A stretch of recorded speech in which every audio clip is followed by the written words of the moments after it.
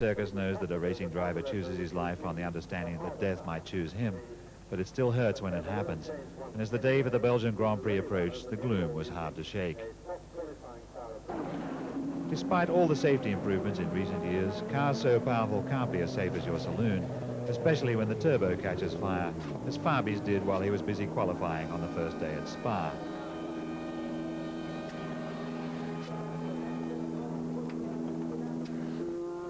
But Berger in the other Benetton was quickest on the first day. On the second day of practice, Piquet went even quicker than Berger and got the pole. Start. Senna came around from behind him and nudged him towards Prost, creating a small traffic jam to which Fabi in the other Benetton added his contribution. Rosberg took a look, turned around and went back the other way. Most of them slowly got going again, but meanwhile Piquet was racing away from Senna as they both tried to race away from everybody. The rest of the field were not to be ditched so easily. Piquet and Senna soon found Mansell close behind them, followed by Johansson's Ferrari and Dumfries in the other Lotus. Berger was back in the running, but Prost's front wing, damaged by the Chantette, was drooping like a moustache that had been slept on. The leaders ran on, evenly spaced and at high speed. As Piquet led, his teammate Mansell was finding the high-speed Spa circuit very enjoyable and celebrated by going past Senna into fourth place. Mansell was having so much fun, he was having too much fun. He hopped the curb at the bus stop chicane and did a pirouette that dropped him back to fourth.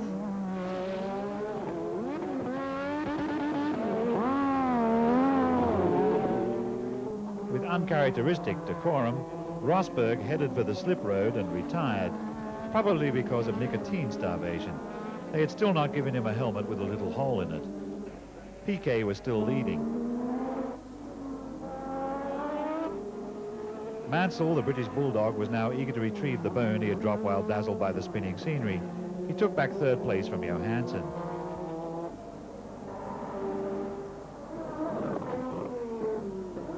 But Senna soon had another Williams Honda to worry about, driven by Mansell.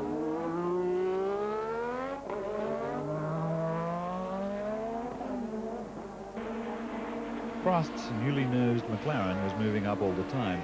He went past Ciro's Arrows into 11th spot. Mansell.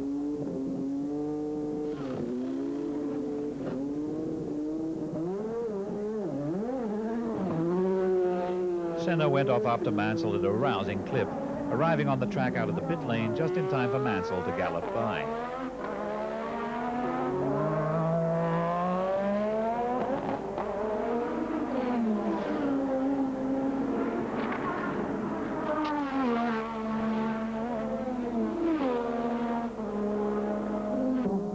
But Johansson now led, a stirring sight which was probably communicated immediately by telephone to Commendatore Enzo Ferrari at Maranello. Johansson came in to be treated by an inspired pit crew to the fastest ever recorded pit stop, about a second less than the time shown by our on-screen clock, but it still cost him 3 places.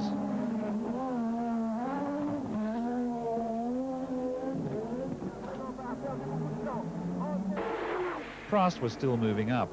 He lapped Berger, of whom he had seen more than enough that day already.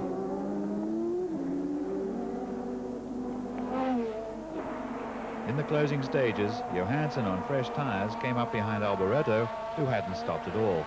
Ferraris were third and fourth. Johansson would no doubt have liked to keep that arrangement, but reversed the personnel. After you, Michele. Grazie, Stefan.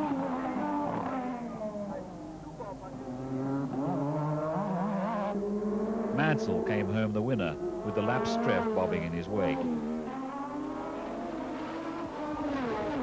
Mansell had now overtaken Piquet in the World Championship, but Senna, by finishing the race second, now led in total points. Johansson did his best to stay behind Alboreto because it rained like stink.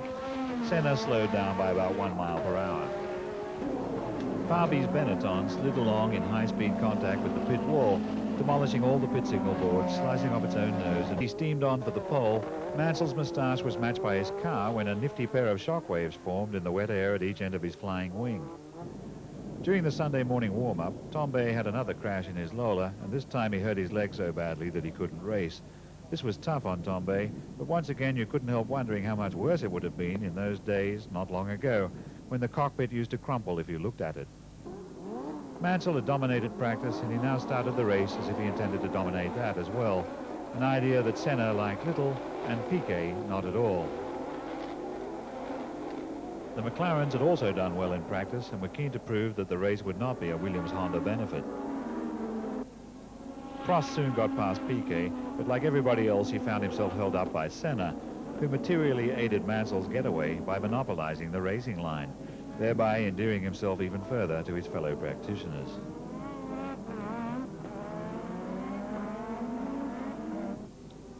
If this had been American football, Mansell would have been in the happy position of a running back who has his blocking done for him by a member of the opposing team. Prost pushed Senna, but it was like hammering with your fists on the back of a departing bus whose doors refused to open. Rosberg felt the same way about Piquet, but eventually he squeezed by.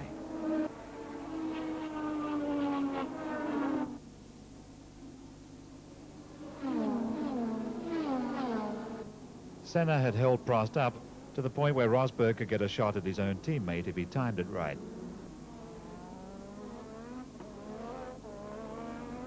Rosberg locked up a brake trying to get an inside slot that didn't exist. Somehow contriving to ignore Rosberg's hot cigarette-stained breath on his neck, Prost concentrated on the problem of getting past Senna, finally presenting him with the choice of either giving way or leaving the room.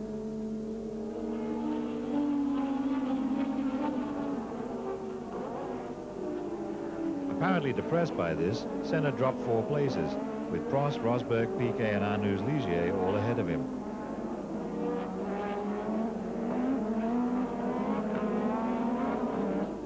And Mansell was way up ahead of all of them. Rosberg got past Prost into second place. Liking the sensation of getting in front of people, Rosberg went past Mansell into the lead.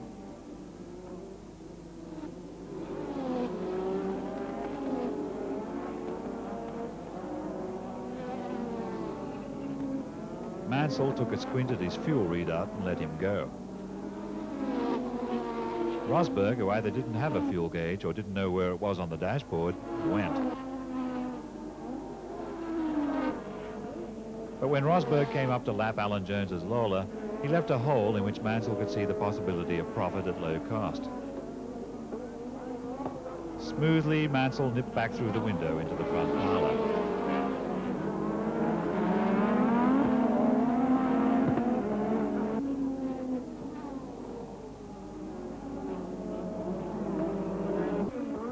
Mansell took his turn in the pits and dropped from first to second, leaving Prost in the lead.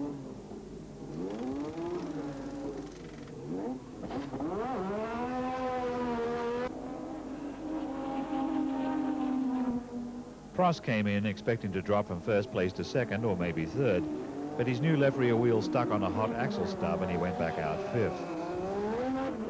So it was Mansell's Williams-Honda out in front, followed by his teammate Piquet, and then Rosberg in the first of the McLarens.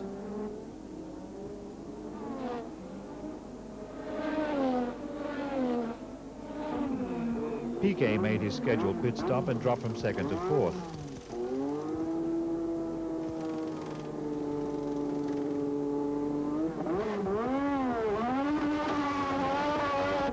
Back out on the track with fresh wheels, Piquet regained third spot from Prost in no uncertain manner. Lowering the dove-like shoe while cranking up the boost, the hastening Piquet took second spot from Rosberg. Clearly Piquet's real target was Mansell, who was showing a disconcerting ability to keep command.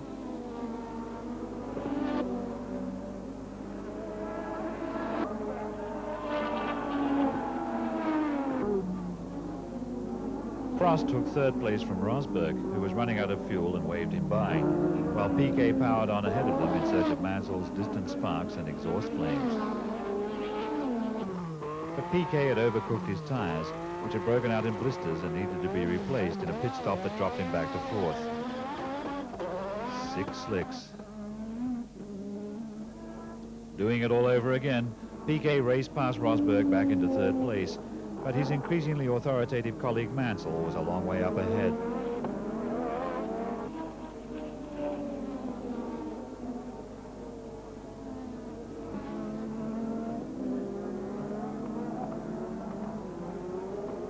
Mansell finished the race the way he had started it, in first place. He had dominated the meeting from the first practice to the final flag.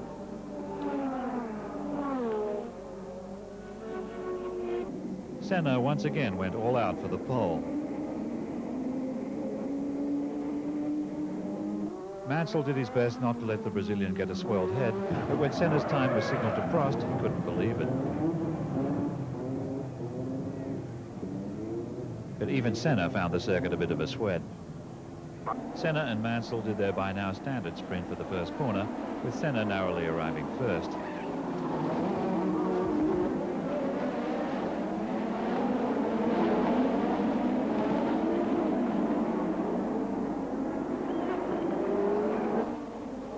Arnoux in one of the promising Ligiers lay third, followed by Piquet, Johansson and Prost. By the end of lap 3, Mansell was bumping along in the lead, followed by Senna, Arnoux, Piquet, Johansson, Prost, Lafitte and everybody else, all going up and down like a caterpillar over corrugated iron.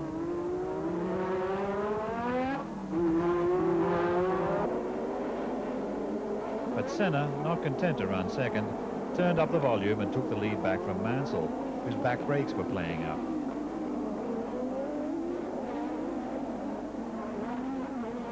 Having seen Senna do it, Arnoux got the same idea and nerved himself up to get the Ligier past the Williams Honda. He accomplished this feat as they swept along the riverfront.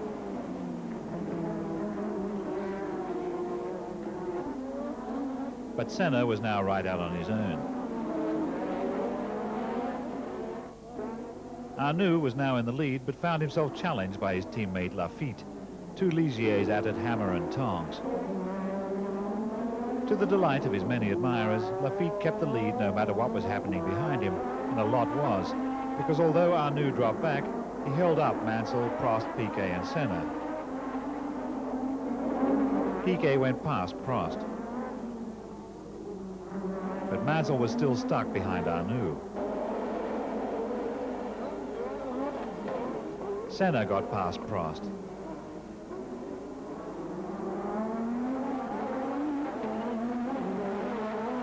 Arnoux removed himself by coming in for tyres. Piquet shoved his way past Mansell.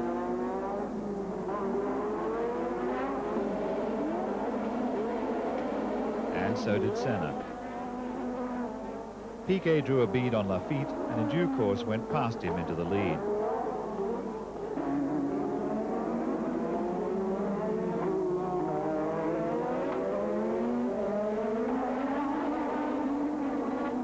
Next it was Senna's turn.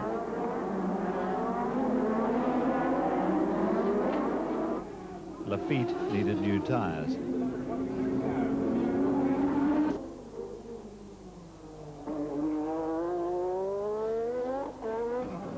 Senna came in for a pit stop that turned out to be just perfect. A real race winner, because he went out again without losing the lead.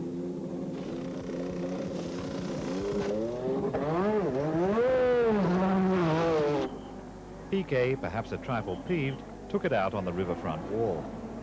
Piquet's wrecked car was left on the track long enough for Arnoux to